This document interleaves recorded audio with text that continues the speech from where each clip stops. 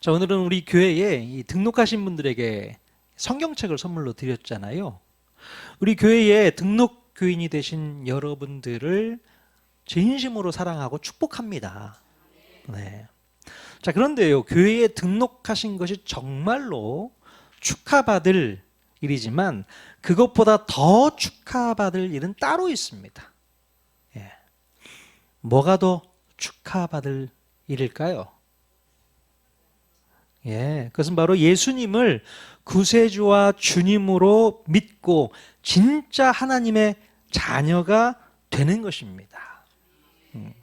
우리가 처음 교회에 발을 내딛는 것도 어렵지만 예수님을 믿는 것도 쉬운 일은 아닙니다. 자, 그렇다고 해서 예수님을 믿는다는 것이 엄청 어려운 과정이 있다는 얘기는 아닙니다. 예수님을 구세주로서 또한 주인으로서 인정하고 마음으로 받아들이는 것이 어렵다는 것이지 어떤 믿게 되는 과정과 어떤 절차가 어렵다는 것이 절대 아닙니다. 자, 하지만 여러분들이 우리 교회에 등록하신 이상 여러분들이 예수님을 믿을 수 있도록 저와 우리 통하는 교회 성도님들이 도와드릴 겁니다. 그렇죠? 우리 옆 사람에게 이렇게 한번 또 권면했으면 좋겠네요. 예수님을 믿게 되신 것을 진심으로 축하합니다. 네, 정말요. 교회에 나온 것뿐만 아니라 우리가 예수님의 자녀가 된 것, 이거는 정말 축하받을 일인 줄로 믿습니다. 진심으로 축하드립니다. 네. 자, 그런데요, 의외로 예수님을 쉽게 믿을 수 있는 방법이 있습니다. 뭘까요? 자, 지난주에도 설교 시간에 말씀을 드렸는데요. 어떤 방법이 있을까? 바로 어린아이와 같은 마음을 갖게 되면 예수님을 쉽게 받아들일 수 있다는 겁니다. 하나님 나라를 어린아이와 같이 받아들인다는 것은 무엇을 뜻하는 것일까? 아마도 어린아이처럼 순수한 마음과 계산되지 않은 마음으로 아무런 의심 없이 받아들이는 것을 의미한다고 볼 수 있습니다. 아이들은요, 의심하지 않고 또 계산하지 않고 뒷일을 생각할 줄 모르잖아요. 그게 아이입니다. 그래서 어린아이들이 예수님을 믿는 것이 훨씬 쉬울 수 있는 것이죠. 자, 그런데 어른이 되면요, 머리를 쓰기 시작합니다. 예. 무작정 함부로 믿어서는 안 된다는 이성적 판단이 발동하게 되는 것이죠. 앞뒤 사정을 생각하면서 최대한 의심해 볼 것은 의심해 가면서 철저한 계산과 논리적인 사고에 입각해서 예수를 믿어야 할지 말아야 될지를 고민하게 되는 것입니다. 자, 어른들은 어떻게 해서든 이익이 되는 쪽에 투자하려고 하지 손해가 되는 일에는 절대로 마음을 두려고 하지 않기 때문에 그렇습니다. 누구나 다 똑같은 일 아니겠습니까? 손해보는 일에 누가 자기의 시간을 투자하겠습니까? 이익이 되는 쪽에 투자하려고 하지 않을까요? 우리가 어떤 값비싼 가전제품이나 물건을 살 때에도 충분히 시장 조사를 하고 사잖아요.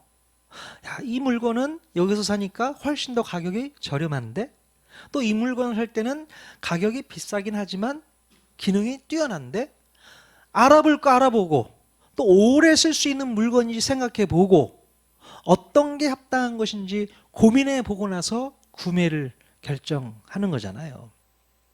물건을 살 때도 그런데 하물며 예수 믿는 일은 더 그럴 수밖에 없는 것이죠. 자, 그러니 여러분 같은 나이에 예수님을 믿는다는 행위는요, 절대로 쉬운 일이 아닙니다.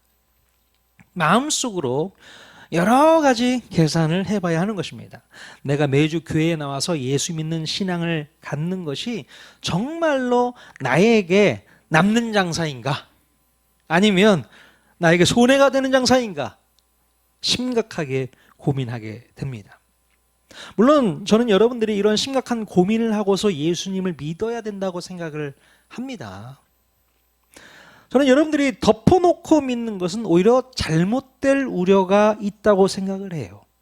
그러니까 지금까지 살아오면서 한 번도 믿어보지 못한 신앙을 가지실 때에는 내가 이제 와서 왜 믿어야 하는지, 또 믿어서 나에게는 무슨 혜택이 있는지 꼼꼼히 살피면서 믿음을 가져주시기를 강력히 추천드립니다.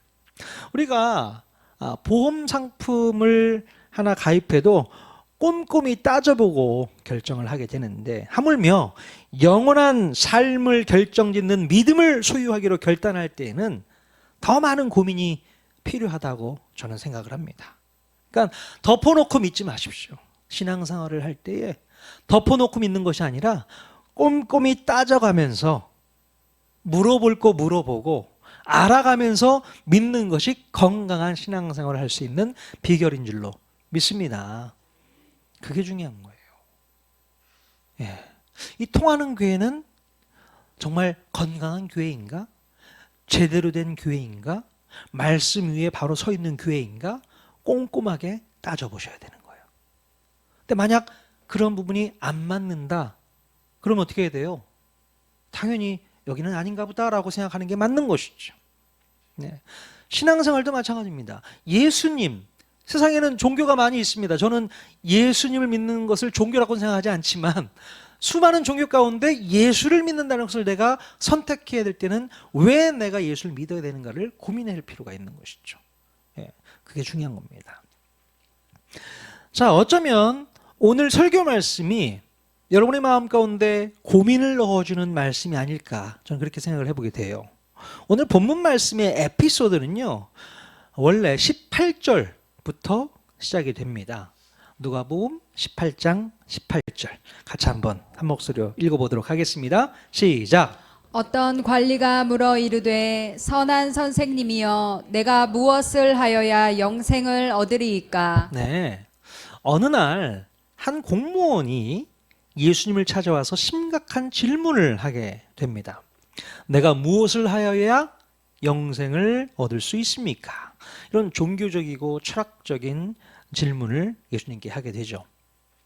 자, 마태복음에도 똑같은 내용이 기록되어 있는데요. 거기에는 관리라고 표현하지 않고 한 부자 청년이 찾아와서 예수님께 질문한 것으로 묘사하고 있습니다. 아마도 예수님을 찾아온 이 사람은 나란 일을 하는 젊은 공무원으로서 돈이 많은 부잣집의 자제가 아닌가, 이렇게 추측해 볼 수가 있어요. 이 친구는 도대체 왜 이런 심각한 질문을 예수님께 했던 것일까? 자, 여러분이 기억하실지 모르겠지만 예전에도 이런 똑같은 질문을 했던 사람이 있었습니다. 누가복음 10장에 가시면요, 한 율법 교사가 예수님을 시험하기 위해서 똑같은 질문을 했던 적이 있었죠. 율법 교사의 질문은 예수님을 시험하기 위해서 했던 질문이었지만 오늘 본문에 등장한 이 젊은 청년 공무원은 예수님을 시험하려는 목적은 아니었습니다. 그렇다면 이 친구는 왜 이런 심오하고 철학적인 질문을 가졌던 것일까? 아마도 지금까지 그는 인생을 살아오면서 남들이 가져보지 못한 것을 다 가져보고 다 누려보았을 텐데, 그럼에도 불구하고 그의 마음 가운데는 공허함과 허전함이 있었던 것 같아요. 그것을 달랠 수가 없었던 것 같습니다. 그래서 그때 당시 사람들의 여러 문제들을 해결해 주기로 유명하다고 소문난 예수님을 찾아왔던 것입니다. 저 예수님께 찾아가면 내 문제를 해결받을 수 있겠다, 내 마음 가운데 공허함을 달랠 수가 있겠구나라는 생각을 하고 예수님을 찾아온 겁니다. 여러분, 우리들도요, 이런 본질적인 문제를 가지고 깊이 있게 고민하면서 우리의 인생을 새롭게 튜닝해 볼 필요가 있다고 저는 생각을 합니다. 나는 어디에서 왔고 어디로 향해 가고 있는가? 나는 지금 무엇을 위해 살아야 하고 또 무엇을 위해 죽어야 할까? 또 죽음 뒤에는 과연 또 다른 삶이 존재하는 것일까? 그렇다면 나는 죽음 뒤에는 어떤 모습으로 존재하게 될까? 이런 본질적인 질문을 그래도 던지면서 사는 것이 우리가 잘 사는 비결이라고 저는 생각을 합니다. 여러분 이런 생각들 평상시에 잘 하십니까? 여긴 어디? 나는 누구? 내가 왜 살아가고 있지? 난 무엇을 위해 살아가는 걸까? 이런 철학적인 질문을 던지면서 좀 살아가세요. 그런 생각 잘 안 하시죠? 이런 생각들을 하시면서 살아가야 되는 거예요. 이 부자 청년처럼 그런 고민들을 한번 해보시면 좋겠습니다. 자, 그런데요, 안타깝게도 대부분의 사람들은 먹고 사는 게 너무 바빠가지고, 이런 쓸데없는 질문을 던지며 시간 낭비하면서 살아갈 정신이 없다는 이유로 본질적인 질문 대신에 비본질적인 문제에만 집착하며 살아갑니다. 어떤 질문을 할까요? 어떻게 해야 돈을 많이 벌 수 있을까? 어떻게 해야 돈을 잘 모을 수 있을까? 어떻게 해야 남들에게 주눅들지 않고 어깨 펴고 살아갈 수 있을까? 우리 머릿속에는요, 온통 돈, 명예, 권력, 건강, 또 체면, 이런 것에 마음을 빼앗겨 살기가 일쑤입니다. 우리가 이런 데에만 신경을 쓰면서 살면요, 진짜 행복을 놓쳐버릴 수가 있게 돼요. 그러니까 본질적인 질문을 던지면서 삶의 태도를 각성해 볼 필요가 있는데 그냥 비본질적인 질문들만 머릿속에 있는 것이죠. 자, 그래서 성경에는요, 이런 말씀이 있습니다. 골로새서 3장 1절과 2절 말씀, 어떤 말씀이 쓰여 있나 같이 한번 읽어보도록 하겠습니다. 시작. 그러므로 너희가 그리스도와 함께 다시 살리심을 받았으면 위의 것을 찾으라. 거기는 그리스도께서 하나님 우편에 앉아 계시느니라. 위의 것을 생각하고 땅의 것을 생각하지 말라. 네. 자, 우리 성도들은요, 늘 세상적인 비본질적인 문제만을 바라보는 사람들이 아니라 위의 것, 즉 하나님과 그의 나라에 대한 관심과 생각을 늘 가지고 살아야 한다는 것을 당부하고 있는 겁니다. 위의 것을 찾아야 된다. 그래야만 우리 마음에 찾아오는 공허함을 이겨낼 수 있고 견뎌낼 수 있다라고 말씀하고 있습니다. 땅의 것만 생각하지 말고 하늘의 것을 생각하며 살아가 봐라. 이것이 권면하는 것이죠. 오늘 본문에 등장하는 이 부자 청년은요, 그 누구보다도 모든 것을 다 소유하고 모든 것을 다 누려보았지만 결국 마음의 공허를 뿌리칠 수 없어서 그 문제를 해결하기 위해 갈급한 심정을 가지고 우리 예수님을 찾아온 것이잖아요. 그래도 딴 데로 새지 않고 제대로 찾아와서 너무나도 다행인 상황인 것입니다. 세상 사람들은 보통 마음의 공허와 우울한 마음을 해결하기 위해서 몹쓸 것을 찾을 때가 너무나도 많습니다. 마음의 공허함을 달래기 위해서 세상 사람들은 뭘 찾아갈까요? 이건 알겠는데 이게 뭐야? 술을 찾게 되기도 하고요.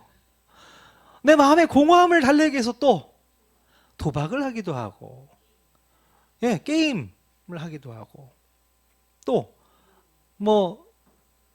점 보러 다니는 사람들도 꽤 많죠. 점 보면 마음에 어떤 확신을 주나 모르겠지만 점을 보러 다니기도 하고요. 자기가 좋아하는 어떤 취미 활동, 이런 것에 몰두하면서 살아가기도 하고, 최근에 어떤 연예인은 자기의 공허한 마음 달래기 위해서 마약을 하기도 했었고요. 그것이 결국 채워지지 않아서 죽음을 택한 경우도 있습니다. 참 안타까운 일들이 참 많아요. 세상 사람들은 그렇게 해서라도 해결하려고 합니다. 쾌락을 추구하게 되고 내 욕구를 해결하기 위해서 죄를 범하게 되고 범죄하기까지 하는 그런 실정이라고 볼 수 있습니다.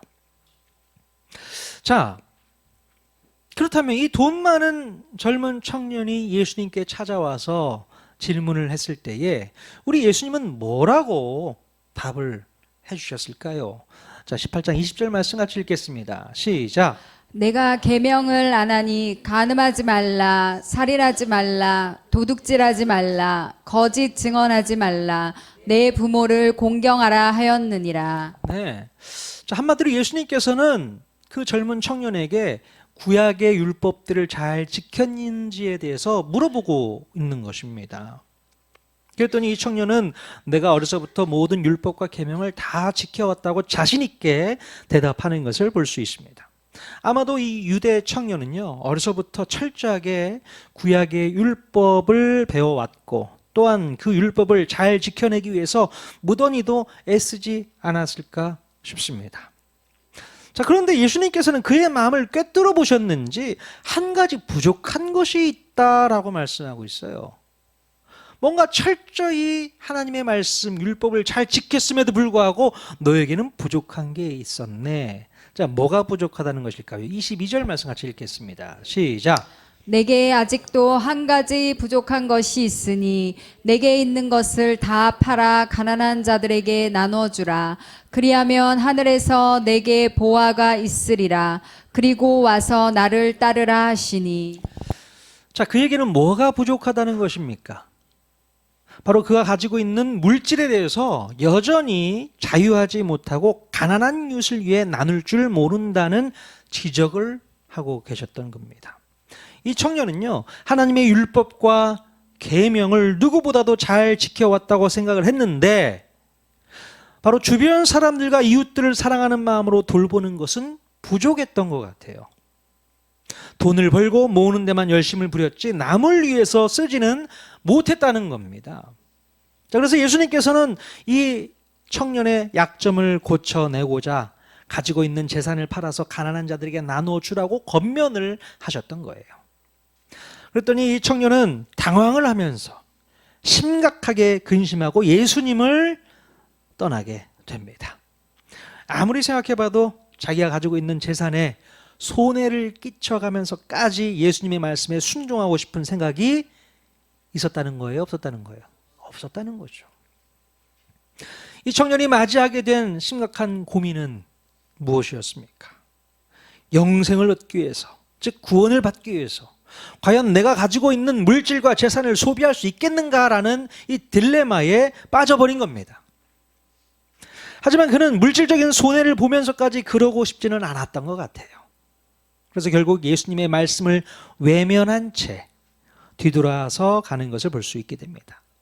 물론 안타까운 상황이었지만 예수님도 그 청년을 억지로 붙잡지는 않은 것을 볼 수 있습니다. 예수님도 마음 가운데 안타까웠을 거예요. 그 부족한 것을 채우면 네가 영생을 얻을 텐데 돈, 그 물질적인 것, 재산에 얽매여서 영생을 포기해버리고 마는 그 청년을 보며 안타까워 하신 예수님. 하지만 붙잡지는 않으셨어요. 저 같으면 붙잡았을 텐데 왜 예수님은 붙잡지 않으셨을까요? 모르겠어요. 나중에 이 청년이 그 고민을 해결하기 위해서 다시 예수님을 찾아왔는지는 모르겠습니다. 정말로 예수님 말씀대로 그렇게 한번 해봤는지도 모르겠습니다. 성경에 기록되지 않기 때문에 잘 모르겠어요. 자, 그런데요, 이런 상황을 지켜보고 있던 사람들에게는요, 멘붕이 찾아왔습니다. 자, 누가복음 18장 26절 같이 읽겠습니다. 시작. 듣는 자들이 이르되 그런즉 누가 구원을 얻을 수 있나이까. 자, 이 상황을요, 다 지켜보고 있었던 예수님의 제자들이 멘붕이 와서 예수님께 이런 질문을 한 겁니다. 아니, 이런 큰 부자도 구원을 받지 못한다면 도대체 누가 구원을 받을 수 있다는 겁니까? 이런 질문을 하고 있는 거예요. 원래 이때 당시에 사람들의 개념 속에는요, 큰 부자는 아무나 되는 게 아니라고 생각을 하는 거예요. 반드시 하나님께서 복을 주시고 사랑하시기 때문에 부자가 될 수 있다고 생각하는 겁니다. 그러니까 부자들을 바라보면서 뭘 생각하냐? 아, 저 사람 참 부럽다. 돈 많아서 부럽다가 아니라 저 사람을 하나님께서 사랑하시는 사람이구나. 하나님께서 복 주시는 사람이구나. 이렇게 판단을 하게 되는 거예요. 그때 당시 개념이 그랬습니다. 그러니까 그 당시 제자들조차도 이런 생각이 그들 마음을 지배하고 있었던 거예요.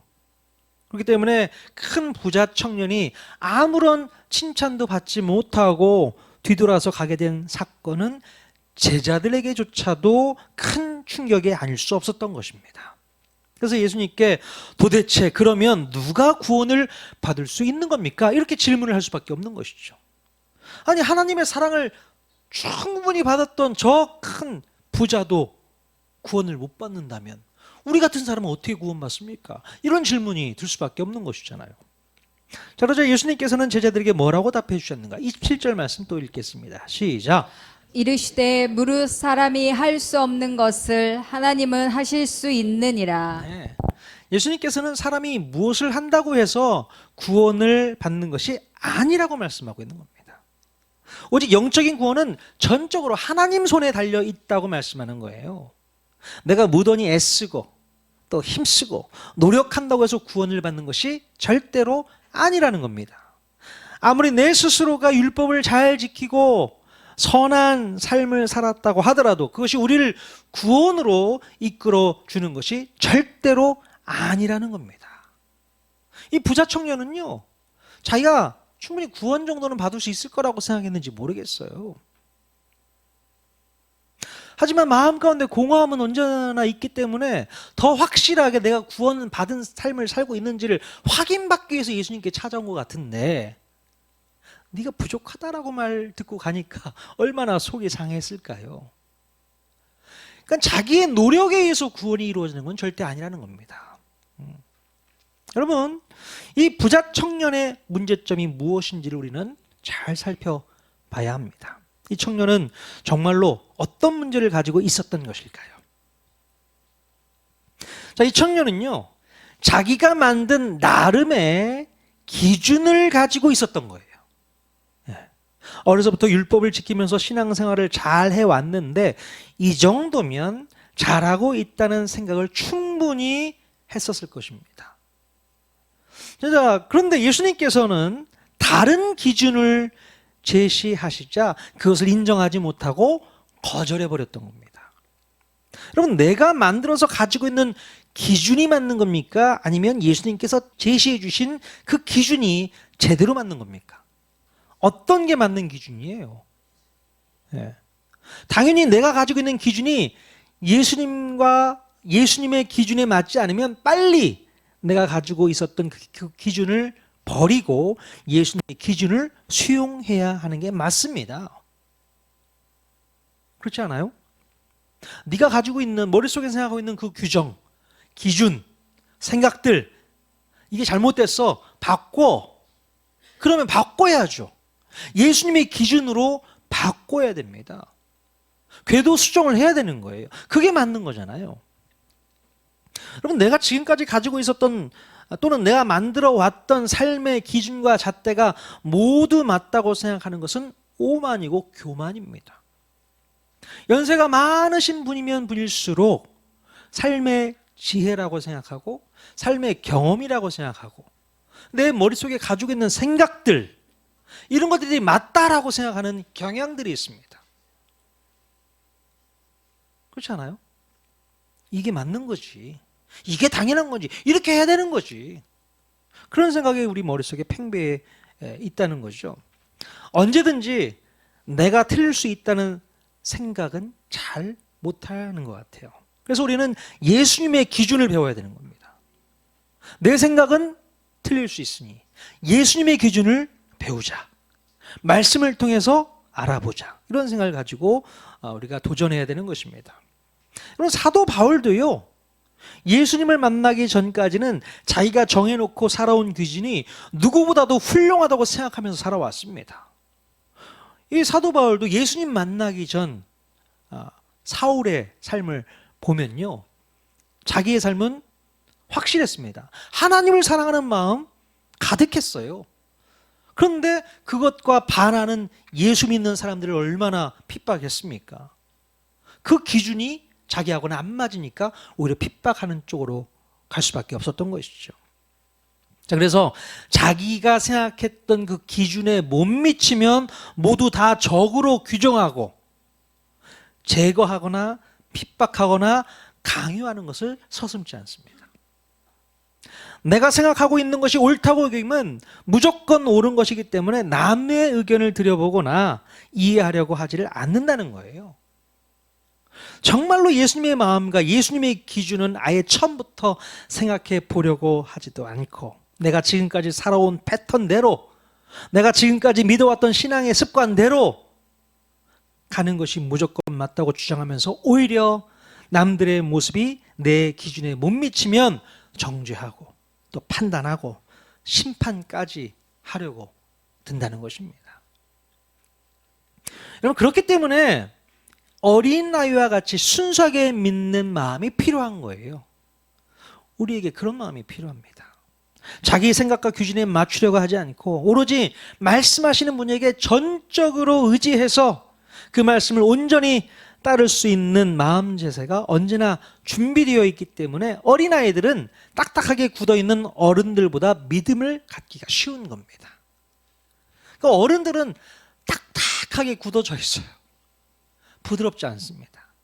그래서 예수님께서 새로운 기준을 제시해 주면 오히려 예수님 기준을 따라가지 않고 내 기준이 맞는데? 내 생각이 맞는데? 내 판단이 맞는 건데? 라고 예수님과 갈등 상황을 벌이게 되는 것이죠. 근데 아이들은 그렇지 않다는 거죠. 아이들의 마음은 부드럽습니다. 뭘 넣어줘도 스펀지처럼 쏙쏙쏙쏙 받아들이거든요. 그런 마음을 여러분 품을 수 있기를 원합니다. 어린아이와 같은 마음. 예. 만약에 예수님께 찾아온 부자 청년이 이런 어린아이와 같이 예수님의 말씀을 온전히 받아들이는 마음을 가지고 있었다면 어땠을까? 그렇다면 아무런 고민 없이 자신의 재산을 다 팔아서 가난한 사람들에게 나누어 주고 자기는 예수님을 따르는 진짜 제자가 될 수 있었을 것입니다. 자, 그러나 이 부자 청년은 예수님께서 제시해 주신 새로운 기준을 받아들일 수가 없었던 것입니다. 여전히 그의 마음속에는 자기가 누리는 부유함이 하나님께 복받은 증거라고 여전히 믿고 있었기 때문에 그 부유함을 버리고 싶지 않았던 거예요. 예. 이 부자 청년은 자기 재산이 아까웠던 것도 사실이었겠지만 그것보다도 지금까지 자기가 고수해 왔던 자기의 생각과 기준을 바로 예수님 때문에 하루아침에 바꾸고 싶지가 않았던 것입니다. 이게 이 청년의 근본적인 문제였던 것입니다. 여러분 아시겠어요? 그렇기 때문에 예수님을 믿는다는 것이 쉽지가 않다는 겁니다. 그래서 어려운 거예요. 내 생각을 바꾸고 내 신념을 깨뜨리고 내 고집을 내려놓아야 하기 때문에 그것이 그렇게 어려운 겁니다. 평생을 자기의 신념대로 그렇게 살아왔는데 어디 그게 쉽겠습니까? 내가 살아왔던 패턴이 있는데, 그죠? 내가 생각해왔던 그런 생각과 규율과 기준이 있는데 그걸 다 싹 갈아엎고 예수님의 기준에 맞춰서 살아라 하면 그게 쉽겠냐는 거예요. 어렵죠. 그거 맞추기 어렵습니다. 여러분, 오늘 예수님께서는요, 여러분들에게 무엇을 내려놓으라고 말씀하실까요? 예수님께서는 부자 청년에게 말씀하셨던 것처럼 모든 사람들에게 너희의 재산을 다 팔아서 가난한 사람들에게 나누어 주고 나를 따르라고 말씀하시지는 않으실 겁니다. 물론 그렇게 말씀하실 수도 있겠죠. 어느 누구한테는. 하지만 그 대신에 내가 내려놓지 못하고 있는, 여전히 고집부리고 있는 바로 그것을 내려놓고 나를 따르라고 요청하실 것이 분명합니다. 그게 내 약점이거든요. 난 이거만큼은 내려놓지 못하고 있는데 그거 내려놓으라고 말씀하고 있는 거거든요. 사람마다 내려놓지 못하고 있는 구석이 다 달라요. 그래서 우리 예수님께서는 그 내려놓지 못하고 있는 그 마음을 도전하는 겁니다. 넌 그거 내려놓고, 넌 이거 내려놓고, 넌 그걸 내려놔야 돼. 다 다르게 말씀하신다는 겁니다. 어떤 사람에게는 네가 추구하고 있는 명예, 야, 그거 내려놔라. 그래야 돼. 그게 기준이 아니야. 또 어떤 사람에게는 네가 꿈꾸고 있는 세속적인 야망을 내려놓으라고 말씀하고 있을지 모릅니다. 네가 꿈꾸고 있는 그 야망, 아니 버려야 돼. 내가 꾸는 꿈을 네가 같이 꿔줬으면 좋겠어. 네 꿈은 잘못된 꿈이야. 그렇게 말씀하고 있을 때가 있습니다. 또 어떤 사람에게는 네가 지금까지 붙들고 있었던 도덕과 윤리의식 다 내려놓아야 돼. 그게 오히려 하나님 말씀 안에서 새로운 규정으로 바뀌어야 돼. 우리는요, 세상 사람들이 말하는 도덕과 윤리의식 되게 중요하다고 생각하는데 아니요, 그거보다 더 중요한 규정이 있습니다. 하나님 말씀이거든요. 그거 버리고 하나님 말씀 붙들면 괜찮아. 또 어떤 사람에게는 네가 지금까지 붙들고 있었던 자존심, 그거 내려놔야 돼. 나는 지금까지 자존심 하나 붙들고 살아왔는데 그걸 어떻게 내려놓는가? 아니요, 그거 내려놓으라고 말씀하시는 거예요. 그래야만 너에게 구원이 있는 거야. 또 어떤 사람에게는 네가 집착하고 의지했던 그 일, 또 그 사람 내려놓으라고 말씀하실 수 있습니다. 평생 그 일만 했던 사람은 그 일 못 내려놓거든요. 그거 없으면 나는 못 산다라고 생각하는 사람들이 있을 수 있어요. 또 어떤 사람만 바라보면서 사는 사람도 있어요. 그 사람 없으면 난 못 살아. 네, 아니요, 그 사람도 내려놓을 수 있어야 된다. 그 대신 나, 예수 그리스도, 그분께 올인하라고 말씀하고 있는 거예요. 여러분들에게 이런 도전을 하고 있다는 겁니다. 우리가 신앙생활을 오랫동안 해왔지 않습니까? 우리가 지금까지 해왔던 신앙의 패턴, 신앙의 습관들, 이게 맞는 거지라고 생각하고 있는 것조차도 어쩌면 내려놔야 될 때가 있을 수 있습니다. 이게 맞다고 생각했는데 아니, 그게 잘못됐어. 이렇게 한번 해보면 어떨까? 우리 예수님께서 그렇게 말씀하시면 우리는 마음을 활짝 열고 그렇게 받아들여야 돼요. 예수님과 갈등 상황을 일으켜서는 절대 안 되는 겁니다. 이게 맞습니다가 아니라 이게 틀릴 수도 있겠네요. 그렇게 활짝 우리 마음을 유연하게 부드럽게 만들어 놓으실 수 있기를 바랍니다. 그렇다면 여러분들은요, 예수님의 제안에 근심하면서 돌아서시겠습니까? 어떻습니까? 이거 내려놔? 이거 다시 붙들어? 이렇게 말씀하실 때 여러분들은 근심하고 돌아가시겠습니까? 어떻게 하시겠어요? 그 근심 다 내려놓고 오케이, 알겠습니다. 주님이 우리에게 주신 새로운 기준, 그거 붙들겠습니다. 그렇게 하고 예수님을 따르시겠습니까? 어떻게 하시겠어요? 어린아이와 같이 아무런 근심이나 마음의 불편함 없이 예수님의 말씀에 순종하는 삶을 살 수 있기를 바랍니다. 아멘. 그게 신앙생활을 잘하는 비결이에요. 어린아이와 같은 마음으로 마음을 활짝 열고 주님의 음성을 들을 수 있기를 바랍니다. 내가 고집하고 있었던 것, 내가 붙잡고 있었던 것, 그거 내려놔야만 우리는 예수를 정확히 볼 수 있고 예수님께서 마련해 주신 새로운 기준을 붙잡을 수 있고 구원의 문으로 들어갈 수 있게 되는 것입니다. 그래서 예수 믿고 구원받는 저와 여러분 모두가 다 될 수 있기를 주님의 이름으로 간절히 축원드립니다. 아멘.